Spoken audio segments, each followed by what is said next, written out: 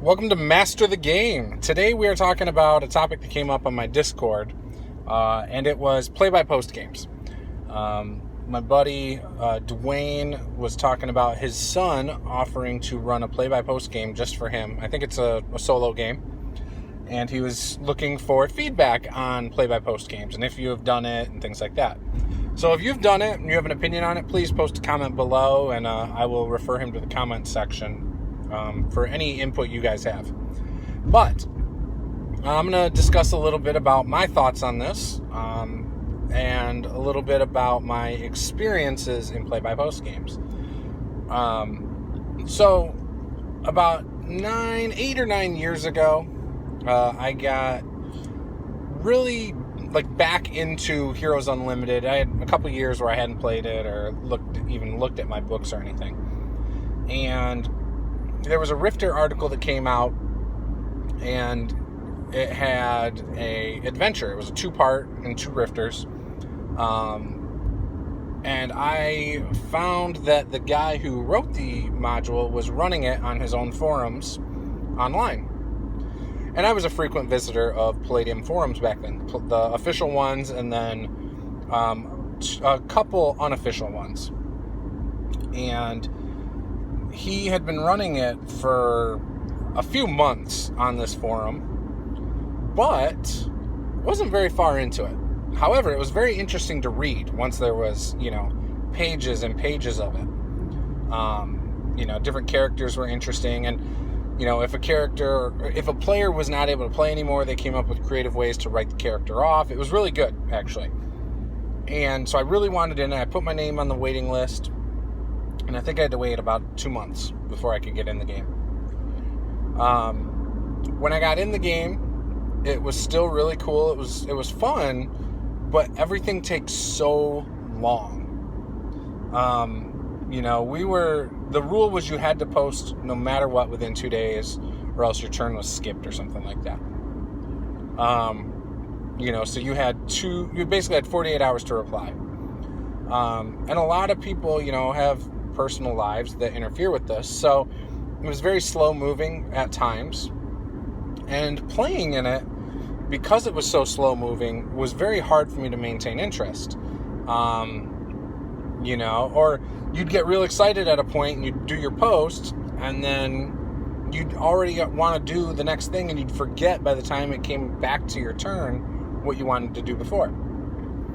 So there were a lot of issues. Now, most of it, I think, is the platform of choice, being message forums, obscure message forums at that, because you're relying on people to turn on their email notifications, and even if they have those on, there's a chance they don't check their email all the time. You're also relying on people to frequently check the forums, and at the time, I know people had smartphones, 9 years ago or whatever, 8 years ago, but it didn't seem like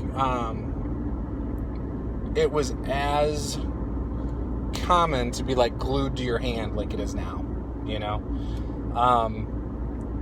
so I think there was a combination of things that for me made it not as much fun as it could have been. And I think we had 5 players as well. But so then the other thing is if it's a one-on-one game, I feel like that's a lot easier, especially if it's someone you know personally, so you can text them and be like, hey, ball's in your court, or whatever. And then they can go, oh, okay, cool. I'll get to it in a half hour, That sounds cool. Sounds fine. The other way you could do it is if you use Facebook. I don't know. Most people I know who are on Facebook are on it a lot. And so if you're using notifications on a Facebook group, or even a Facebook Messenger, if you're playing through that, you could keep it moving pretty well, I think. So I think that actually would be a better platform for a play-by-post type of game. It would almost feel more like a play-by-chat game at that point, which is fine. Play-by-chat's cool. Plus, those platforms make it really easy to insert photos and things like that. I know a lot of people worry about dice rolls and wanting to use a third-party website and things like that, and there's a lot of ways that you can fix this. You could have just one, like the DM do all your roles for you, or which I think could make things very streamlined, quick, easy, things like that. There's also some like chat services that have like if you know programming languages, they have their own languages that allow you to do your own dice rolls in them. I think Yahoo used to. I don't know if that's still around these days. I think AOL Instant Messenger used to have it too back in the day. I've not seen anything like that for Facebook Messenger. I haven't seen anything like that in any Facebook groups or anything. But that would be something that would be kind of cool if you could add like an app to a group. And I know you used to add little modules to Facebook groups and pages. But it'd be cool if you had like a dice roller one. So you could do it that way. But either way, there's ways around it to speed that part up so people don't have to, jump through a bunch of websites on their phone. Because the idea is if they can just role play through their phone without, a lot of hassle, then you can keep the game going real smoothly. So, and the DM just has to take a little more narrative control on successes and failures. But yeah, I think, doing a solo campaign nowadays might actually be fun. And I think doing a play-by post in certain platforms with the right people could be a lot of fun. And this is something ever since that experience I had, it wasn't a bad experience, it didn't move fast enough for me. I think this could be a viable way for me to do some gaming. For me. So, anyways, that's my thoughts on it. Combat is probably the slowest part of any play-by-post game, but it's also the slowest part of any in-person game too. So, if you're running play-by-post games and you've never done it before, or you're about to and you've never done it before, think about that, because combat can get pretty boring in a play-by-post game. You'd be smart to not worry too much about encounter balance and trying to make hard encounters. Make combat encounters more story focused. That doesn't mean don't have combat, but think about if it's really necessary. Is it something you really want to do? Because it's going to slow things down. It might take some of the players out of the immersiveness of it. And maybe you do combat, but you have an agreement up front, like, hey, this combat won't have any rolls, so have fun just narrating it. And, you make it more, again, about the narrative story aspect.